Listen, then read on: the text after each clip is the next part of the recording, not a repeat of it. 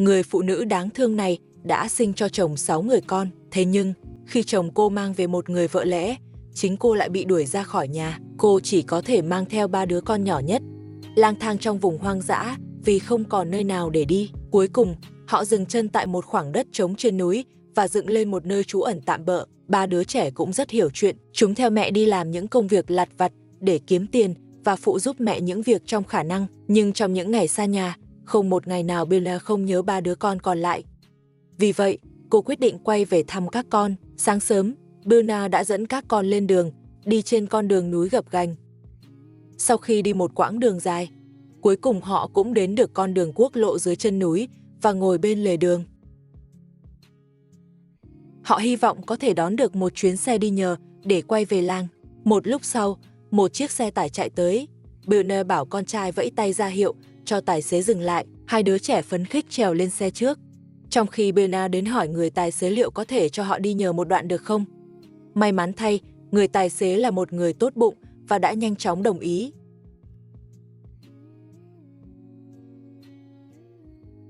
Chiếc xe chạy trên sa mạc Gobi hoang vắng.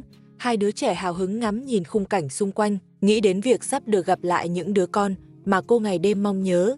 Khuôn mặt Bella cũng nở một nụ cười đã lâu không thấy, nhưng vui mừng xen lẫn lo lắng, vì cô biết rằng người chồng tàn nhẫn đó chắc chắn sẽ gây khó dễ cho mình. Xe chạy một lúc lâu, cuối cùng cũng dừng lại trước một ngôi nhà bỏ hoang. Cô con gái nhỏ nhanh chóng chạy tới, cảnh tượng trước mắt vừa quen thuộc lại vừa xa lạ. Chỉ mới vài ngày trôi qua mà ngôi nhà giờ chỉ còn là một đống đổ nát. Mọi thứ trong sân đều biến mất, những đồ vật có thể sử dụng cũng đã bị dọn đi hết. Nhìn những bức tường trống hoác, bọn trẻ có chút bối rối. Ngay sau khi Bella và 3 đứa con rời đi, chồng cô đã cùng vợ mới và các con dọn khỏi nơi này. Để ngăn Bella quay lại, hắn ta thậm chí còn phá hủy cả ngôi nhà. Bella đau đớn ngồi sụp xuống đất. Cô không biết các con mình đã bị đưa đi đâu, và liệu chúng có sống tốt không. Nghĩ rằng có lẽ cả đời này mình cũng không thể gặp lại 3 đứa con ấy nữa.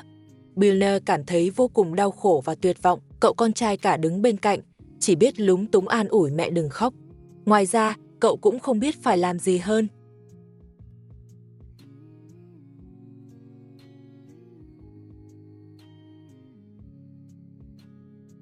Một lát sau, Bella bình tĩnh lại và quyết định đi xung quanh hỏi thăm tình hình. Họ đến nhà một người hàng xóm ở gần đó. Người hàng xóm nói với Bella rằng người vợ mới của chồng cô không thích nghi được với môi trường ở. Vì cho rằng thời tiết quá lạnh nên cả gia đình đã chuyển đi. Còn về việc họ chuyển đi đâu thì ông cũng không rõ. Bella rất thất vọng, nhưng cô không bỏ cuộc. Cô lại đến nhà một người hàng xóm khác để hỏi thăm.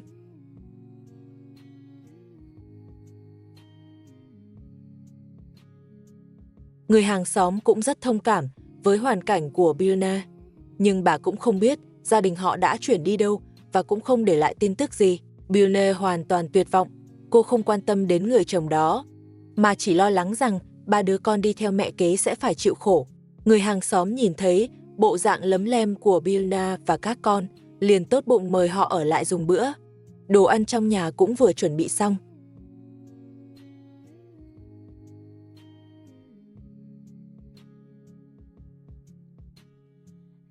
Sau bữa trưa, Bella không đưa các con trở lại núi mà quay lại ngôi nhà bỏ hoang. Bella suy nghĩ một lúc lâu rồi làm một việc đáng kinh ngạc. Cô chặn một chiếc xe tải đi ngang qua. Tưởng rằng cô định đi nhờ xe về, nhưng không ngờ sau khi trao đổi với tài xế, ông đã cho xe lùi thẳng vào trong sân. Bella bắt đầu dỡ những viên gạch rỗng trên tường. Hóa ra cô muốn mang những viên gạch này đi. Cậu con trai lớn đứng trên xe phụ giúp mẹ, nhận những viên gạch từ mẹ và xếp gọn gàng lên xe.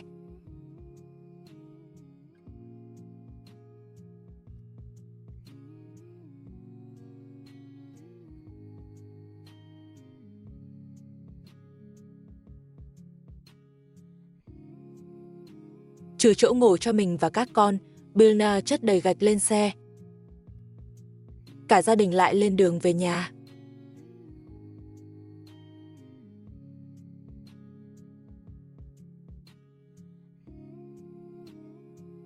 Người tài xế chở họ đến một ngọn đồi nhỏ. Đây là nơi gần nhất mà xe có thể đến được. Quãng đường còn lại, Bella chỉ có thể tự mình đi. cô dỡ hết gạch xuống và trả tiền xe cho tài xế. Billionaire dùng dây thừng buộc 2 viên gạch, vác lên lưng, bế đứa con nhỏ nhất và từ từ đi về nhà.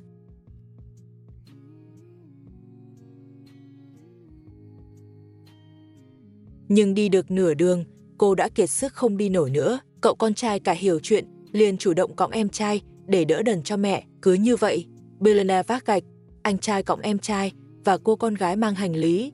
Cả gia đình vất vả đi về nhà.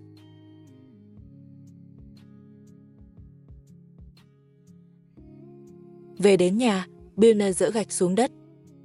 Cô không kịp nghỉ ngơi, định trời trưa tối vận chuyển thêm vài chuyến gạch nữa lên núi. Không biết đã đi về bao nhiêu chuyến, khi trời tối hẳn, Billionaire mới có thể mệt mỏi ngồi xuống nghỉ ngơi. Cậu con trai đã đun nước nóng, pha cho mẹ một ấm trà mới.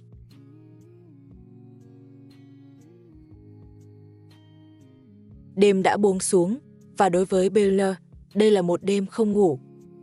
Cô không biết trong những ngày tới, liệu mình có còn cơ hội gặp lại 3 đứa con kia không? Billionaire cầm bình nước, định cùng con trai cả đi lấy nước.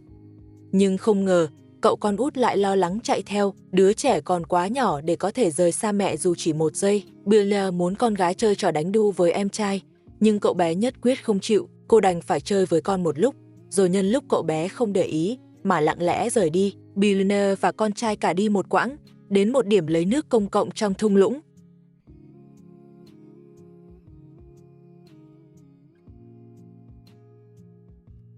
Họ nhanh chóng lấy đầy 2 thùng nước lớn, rồi trở về nhà. 2 đứa trẻ còn lại đang vui vẻ nằm chơi dưới gốc cây. Từ sáng đến giờ chúng vẫn chưa ăn gì, bụng đã đói meo. Billionaire vội vàng chuẩn bị nấu ăn. Cậu con trai cả hiểu chuyện, bắt đầu giúp mẹ chuẩn bị củi. Dù con nhỏ tuổi, cậu đã phải gánh vác những công việc không phù hợp với lứa tuổi của mình. Thân cây to và nặng khiến cậu rất vất vả để di chuyển, nhưng cậu vẫn dùng thân hình nhỏ bé của mình, cố gắng san sẻ gánh nặng cho mẹ. Sau đó cho chỗ gạo đã vo sạch vào. Đây là những nguyên liệu họ mua được sau những ngày vất vả làm việc trong làng. Billionaire nấu một nồi lớn để tối không cần phải nấu nữa. Cơm phải một lúc nữa mới chín. Tận dụng khoảng thời gian này, Billionaire cùng con trai bắt đầu làm việc. Họ đã sửa lại bức tường đá đổ nát ban đầu.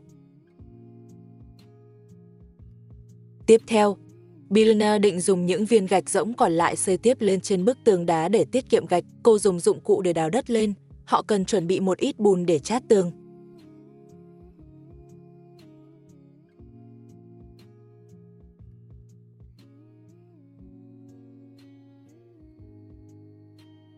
Chơi bùn là bản tính của mọi đứa trẻ. Chưa đợi Billionaire đổ xong nước, cậu con trai út đã đưa tay ra, suýt làm đổ hết chỗ nước vừa đổ vào. Billionaire nhanh chóng ngăn con lại. Cô đổ hết 2 thùng nước lớn, đã vất vả mang về vào hố đất, nhưng rõ ràng là vẫn chưa đủ nước. Billionaire đành phải cầm bình đi lấy nước thêm một lần nữa.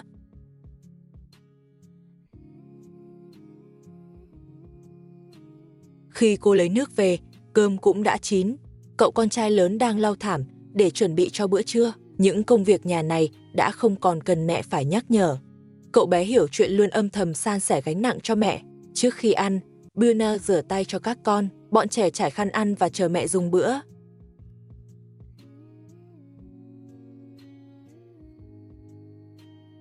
Mỗi hạt gạo đều thấm đẫm nước súp đậm đà, quyện với vị chua ngọt của cà chua, trông rất ngon miệng. Bọn trẻ đã đói lắm rồi, Billionaire vừa bưng lên bàn, chúng đã bắt đầu ăn ngấu nghiến. Mặc dù đã có cơm làm món chính, nhưng họ vẫn dùng bánh mì để ăn kèm. Đây là thói quen ăn uống của người Iran, họ không thể thiếu bánh mì trong bữa ăn. Ăn no rồi, bọn trẻ lại có sức lực, hăng hái giúp mẹ làm việc. Cậu con trai út thấy vui cũng muốn tham gia. Cậu bé nhân lúc mẹ không để ý, mang cả giày dẫm vào vũng bùn. Kết quả là đôi giày bị bẩn hết cả. Cuối cùng, Billionaire cũng chiều theo ý 2 đứa con, để chúng cởi giày ra và cùng tham gia.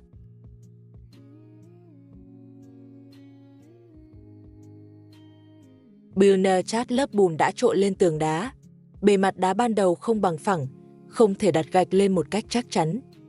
Với lớp bùn kết dính, những viên gạch có thể gắn kết hoàn hảo với đá.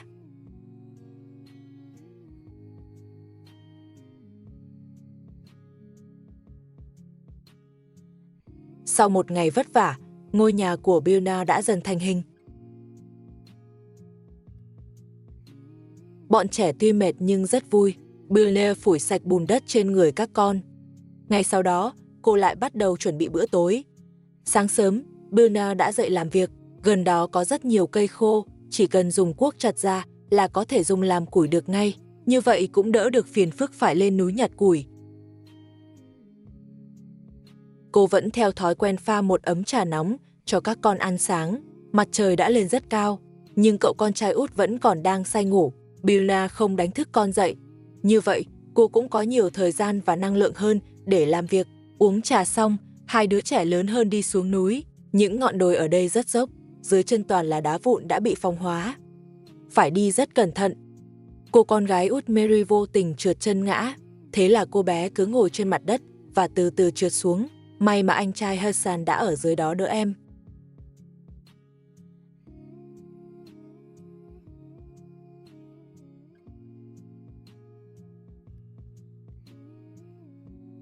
Hai anh em đi xuống vách đá dốc và đến một thung lũng.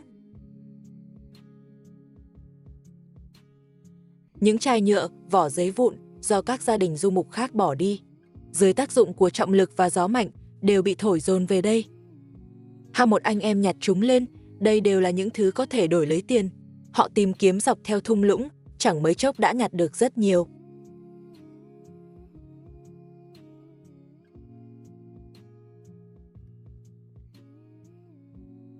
Cả hai đều không cầm xuể nữa. Cậu bỏ mọi thứ vào trong túi.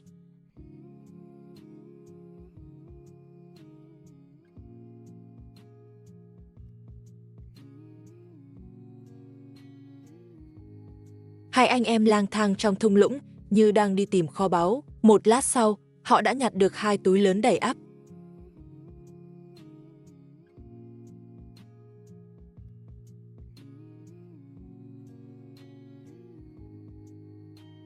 Cuối cùng, họ cũng đến được con đường quốc lộ dưới chân núi. Hassan đặt đồ xuống bên lề đường. Cậu bảo em gái chờ ở đây, còn mình thì đi xuống dưới, vì cậu thấy bên dưới vẫn còn một số chai và túi.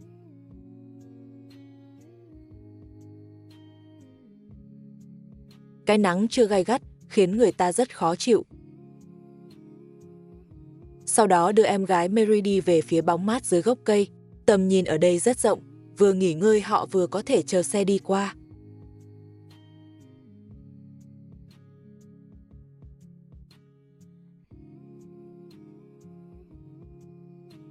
Hai anh em gọi lớn để chiếc xe dừng lại. Hassan nhờ chú tài xế giúp đỡ, mang số phế liệu nhặt được đến thành phố để bán. Người tài xế vui vẻ đồng ý với yêu cầu của cậu bé.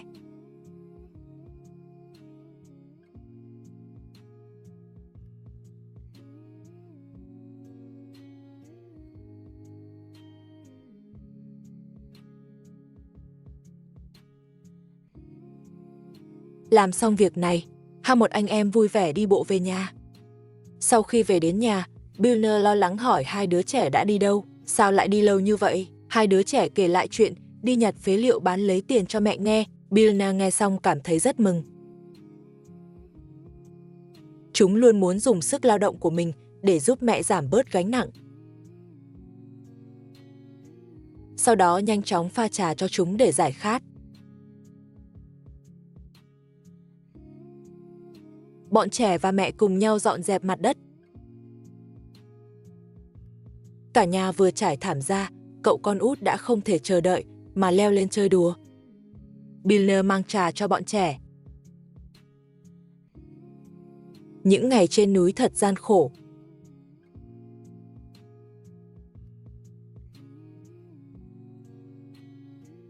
Cô làm một nồi cơm hầm khoai tây cho bọn trẻ.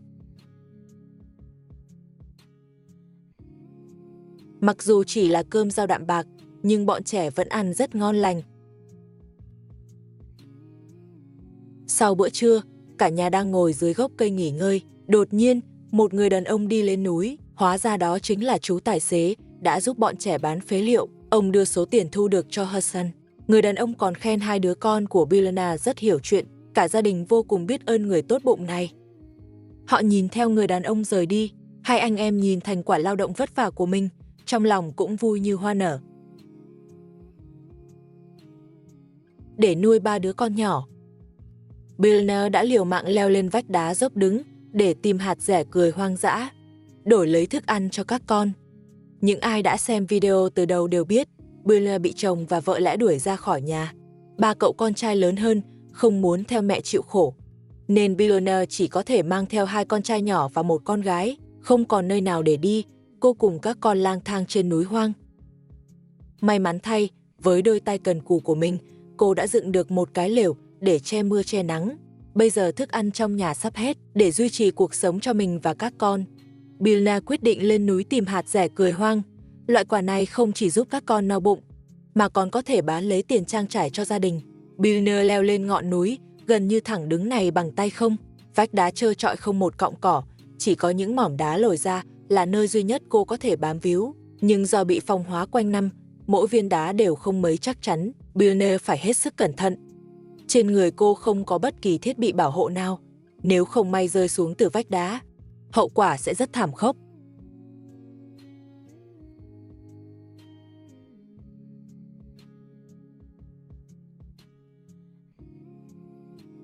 Sau khi leo qua đoạn dốc nhất của vách đá, Billionaire lại tiếp tục leo lên dốc. Mục tiêu của cô là cây hạt dẻ cười mọc trên vách đá.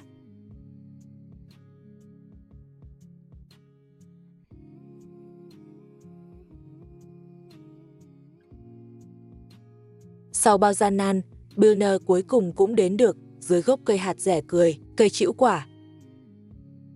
Để tiện cho việc hái, cô buộc vạt váy của mình vào thắt lưng, rồi bỏ những quả hái được vào đó. Hạt dẻ cười có nguồn gốc từ Iran, sau đó được giới thiệu đến Hoa Kỳ và các nước khác. Đây là quê hương của hạt dẻ cười và cũng là nơi sản xuất lớn nhất.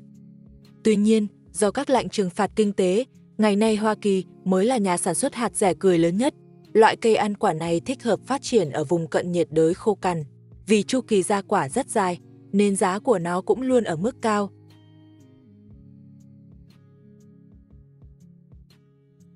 Billionaire hái hết những quả hạt dẻ cười ở tầm thấp. Sau đó cô lại mạo hiểm trèo lên cây. Đây là cây ăn quả mà cô đã rất vất vả mới tìm thấy. Vì vậy, cô muốn cố gắng hái được nhiều nhất có thể. Sự chăm chỉ cuối cùng cũng được đền đáp bằng một vụ thu hoạch bội thu. Billionaire ngồi trên tảng đá, bắt đầu phân loại những quả hạt dẻ cười đã hái. Chỉ cần dùng tay nhẹ nhàng chà sát, những quả chín sẽ tự động rơi ra.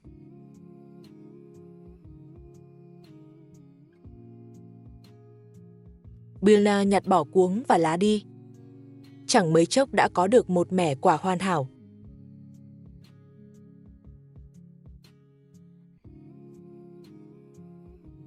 Một đống quả lớn vừa rồi, sau khi sàng lọc, chỉ còn lại một phần rất nhỏ.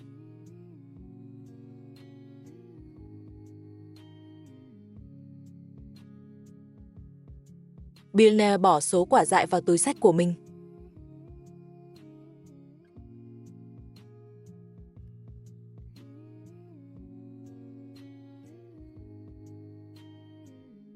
Cây này tương đối nhỏ. Một lát sau, cô đã thu hoạch được rất nhiều hạt dẻ cười. Sau khi đóng gói đầy một túi quả, Billionaire bắt đầu đi xuống đồi.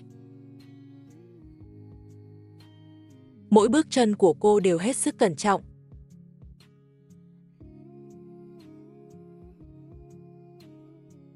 Billionaire bám vào những tảng đá trên vách đá và di chuyển từ từ. Những tảng đá bị phong hóa, trông không có vẻ chắc chắn. Nếu không cẩn thận, cô có thể trượt chân xuống thung lũng. Billionaire đang dùng chính mạng sống của mình để nuôi 3 đứa con.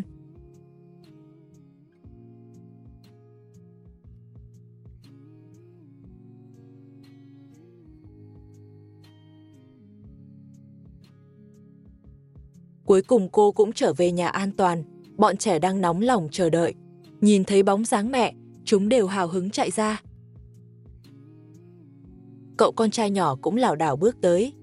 Cậu bé cũng cần sự an ủi của mẹ.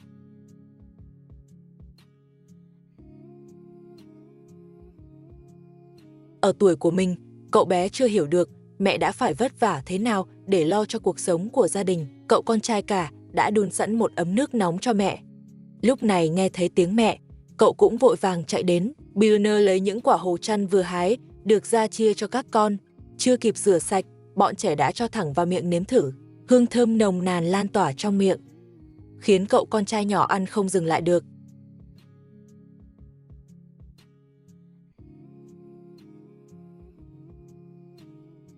Mary giúp mẹ mang chậu đến rửa chỗ quả dại. Gia đình ngồi dưới bóng cây, uống trà nóng và ăn hạt dẻ cười. Đây là khoảng thời gian vui vẻ hiếm có của họ. Sau một lúc nghỉ ngơi ngắn, cô bảo Hudson mang hạt dẻ cười xuống núi bán. Hudson cầm một chậu hạt dẻ cười, đi đến bên đường quốc lộ dưới chân núi. Cậu bé ngồi dưới bóng cây chờ xe qua đường. Cậu bé lập tức ra hiệu cho tài xế dừng lại. Hudson nói với chú tài xế, đây là hạt dẻ cười hoang dã mà mẹ cậu vừa hái trên núi về sáng nay. Giờ TNGON, người đàn ông cũng đã lâu không được ăn loại quả dại này. Vì vậy, ông đã mua rất nhiều. Công sức lao động của mẹ, cậu đã đổi lại được thành quả xứng đáng. Cuộc sống khó khăn của gia đình cũng có thể tạm thời bớt đi một chút. Sau khi ăn hết thức ăn trong nhà, Billionaire quyết định đi tìm việc làm.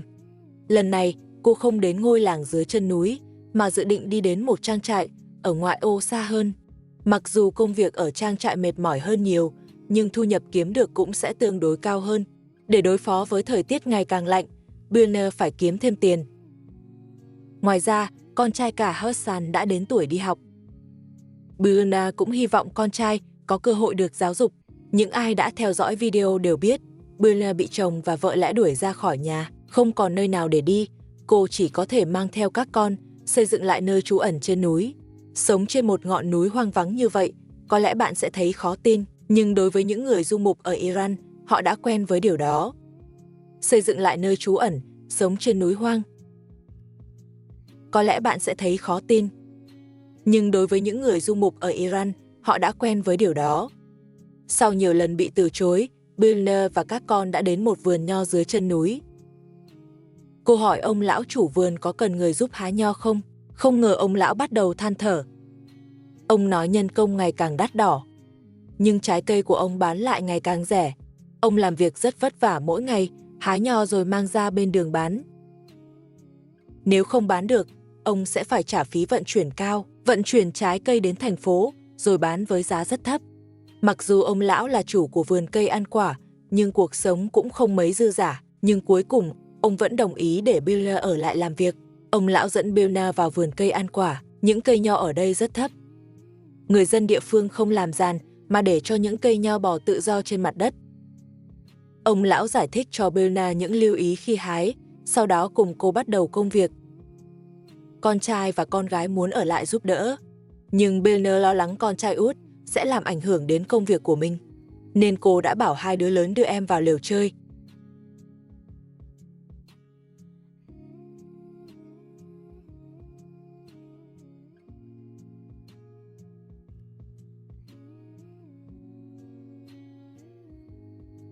Billionaire làm việc rất nhanh nhẹn, cô làm việc không ngừng dưới cái nắng gắt.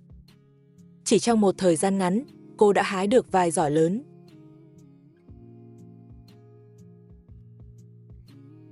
Ông lão và bạn bè của ông đều khen ngợi sự chăm chỉ của Billionaire. Vô thức, thời gian đã đến buổi tối, Billionaire không chỉ hoàn thành công việc hái nho, mà còn giúp ông chủ dọn dẹp cành cây và cỏ dại trong vườn. Ông chủ trả công cho Billionaire. Đồng thời, ông cũng báo cho Billionaire một tin tốt. Một người bạn của ông lão thấy Billionaire làm việc rất chăm chỉ và nghiêm túc, nên muốn mời cô đến làm việc trong trang trại của mình. Đây là một bất ngờ lớn đối với Billionaire. Cô không chút do dự mà đồng ý ngay. Trước khi đi, ông lão tốt bụng còn tặng Billionaire một giỏ nho và một giỏ quả sung. Sáng sớm ngày hôm sau, Billionaire đưa các con đến chỗ ông lão. Lúc này, bạn của ông lão vẫn chưa đến. Ông ân cần hỏi Billionaire và các con đã ăn sáng chưa. Billionaire lo bị muộn, nên sau khi thức dậy rửa mặt, cô đã vội vàng đưa các con xuống núi. Ông lão nói bây giờ vẫn còn sớm. Ông bảo cả nhà đến bóng cây trong hẻm núi uống trà nghỉ ngơi trước. Ông còn rất nhiệt tình mời họ cùng ăn sáng.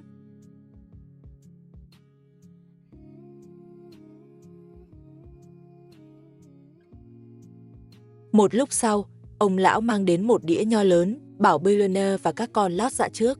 Người Iran theo đạo Hồi nên họ không được uống rượu. Trà đen trở thành thức uống yêu thích của người dân địa phương. Mỗi lần uống trà, họ đều dùng kèm vài viên đường, vì vậy trẻ em cũng rất thích uống trà. Uống trà xong, Billionaire rửa sạch cốc trà bằng nước sạch. Lúc này, ông lão cũng đã mang cơm đến.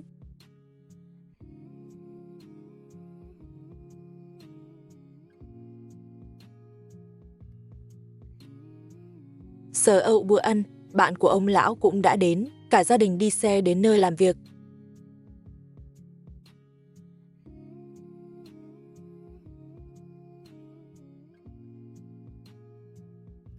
Sau một ngày hái nho hôm qua, Billionaire đã quen với công việc này. Vừa đến vườn cây ăn quả, Billionaire đã bắt đầu bận rộn ngay lập tức. Toàn bộ khu vườn chỉ có một mình Billionaire hái nho. Nhiệm vụ của cô cũng tương đối nặng nề. Hai đứa trẻ lớn hơn rất hiểu chuyện. Chúng luôn ở bên cạnh để giúp đỡ mẹ. Cậu con trai út đang ở tuổi bám mẹ, nhưng cậu bé cũng không làm phiền mẹ mà ngoan ngoãn chơi một mình bên cạnh.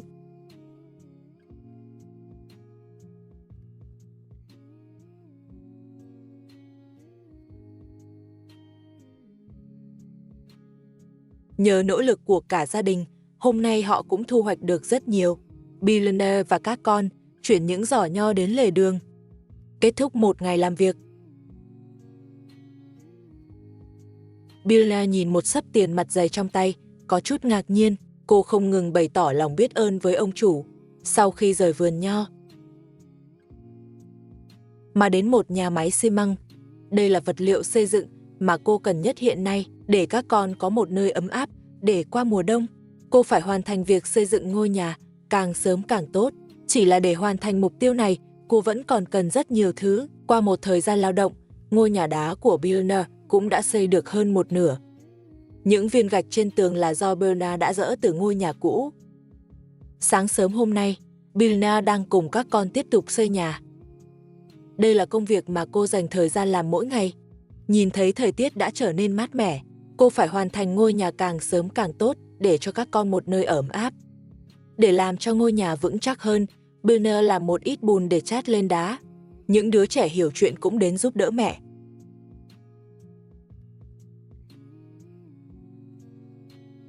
Khi cả gia đình đang bận rộn, cậu con trai cả tinh mắt Hassan phát hiện ra bóng dáng của cha mình ở phía xa và nhanh chóng báo cho mẹ. Cha của bọn trẻ mang theo 2 túi thức ăn lớn, đi về phía nơi ở của họ. Ông vừa đi vừa gọi tên các con, nhưng cậu con trai nhỏ thấy ông đến gần, liền quay đầu bỏ chạy. Có lẽ đã lâu không gặp cha, cậu bé đã có chút không nhận ra. 2 đứa trẻ lớn hơn cũng đứng sát bên mẹ. Vì cha chúng đã đuổi họ ra khỏi nhà, nên chúng đều ghét ông và hoàn toàn không muốn lại gần. Mặc dù bọn trẻ tỏ ra rất lạnh lùng, nhưng người đàn ông vẫn nhiệt tình chào hỏi chúng. Thấy Hassan và Mary tỏ ra chống đối, người đàn ông phải bắt đầu từ đứa con út. Ông lại dỗ dành cậu con trai nhỏ, nói rằng đã mua cho cậu rất nhiều đồ ăn ngon, kết quả là bị cậu con trai út tát liên tiếp mấy cái. Billionaire chất vấn người đàn ông làm sao tìm được họ, nhưng người đàn ông vẫn im lặng. Tất cả sự chú ý của ông đều đổ dồn vào mấy đứa trẻ. Nhìn thấy người con trai nhỏ dính đầy bùn đất, người đàn ông liền đưa cậu bé sang một bên để rửa tay. Lúc này, ông ta cuối cùng cũng nói với Billionaire câu đầu tiên kể từ khi đến đây, nhưng vừa mở miệng đã là một lời chất vấn. Người đàn ông nói, hãy nhìn cuộc sống mà cô mang lại cho bọn trẻ đi. Billionaire cũng mạnh mẽ đáp lại, ông đã đuổi chúng tôi ra ngoài. Cuộc sống của chúng tôi không liên quan gì đến ông, tất cả chúng tôi đều sống tốt, ở đây bây giờ không cần ông. Người đàn ông tiếp tục, người bọn trẻ bẩn thỉu như vậy, đây có phải là cuộc sống tốt mà cô nói không? Billionaire nói, chúng tôi đang làm việc, nên mới làm bẩn quần áo. Ông nói, tại sao lại để một đứa trẻ nhỏ như vậy làm việc? Ông ta bảo mấy đứa trẻ thay quần áo, rồi cùng mình xuống núi rời đi. Cô con gái Mary nói chắc nịch, chúng con sẽ không đi với bố, bởi vì bố đã mang về một người phụ nữ khác và đuổi chúng con ra ngoài. Người đàn ông dùng đồ ăn vặt để dụ dỗ bọn trẻ, nhưng tất cả đều bị Biona ngăn lại. Biona nói, chúng tôi đã ở đây hơn 1 tháng rồi, ông không đến thăm bọn trẻ, bây giờ lại đến làm gì? Ông đã đưa 3 đứa trẻ kia đi đâu? Biona gấp gáp muốn biết nơi ở của 3 đứa con còn lại, nhưng người đàn ông luôn im lặng. Mục đích ông ta đến đây chỉ là muốn đưa 3 đứa trẻ này đi.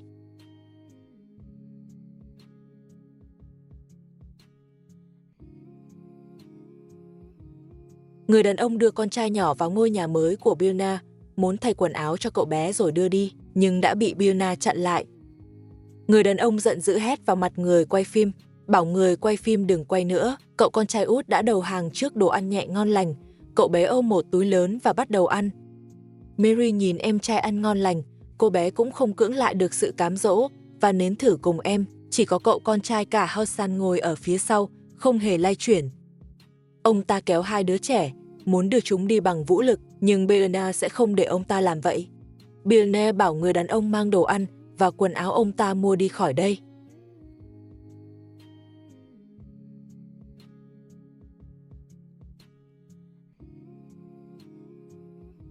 Người đàn ông tức giận, đập máy ảnh của người quay phim xuống đất. Nhìn một người cha cáu kỉnh như vậy, bọn trẻ cũng không muốn ông ta ở lại đây. Chúng đóng gói tất cả thức ăn mà cha chúng mua, muốn ông ta rời khỏi đây.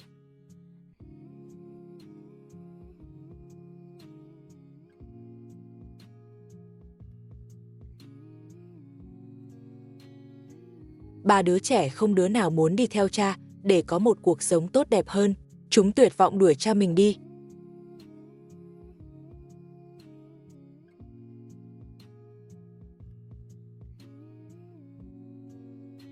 Người đàn ông biết con cái không thích mình. Trong lòng ông cũng rất thất vọng. Lúc này trời đã tối. Do sự xuất hiện đột ngột của chồng, thời gian xây nhà của Biona lại bị trì hoãn. Liệu cô ấy có thể xây xong ngôi nhà kịp thời không?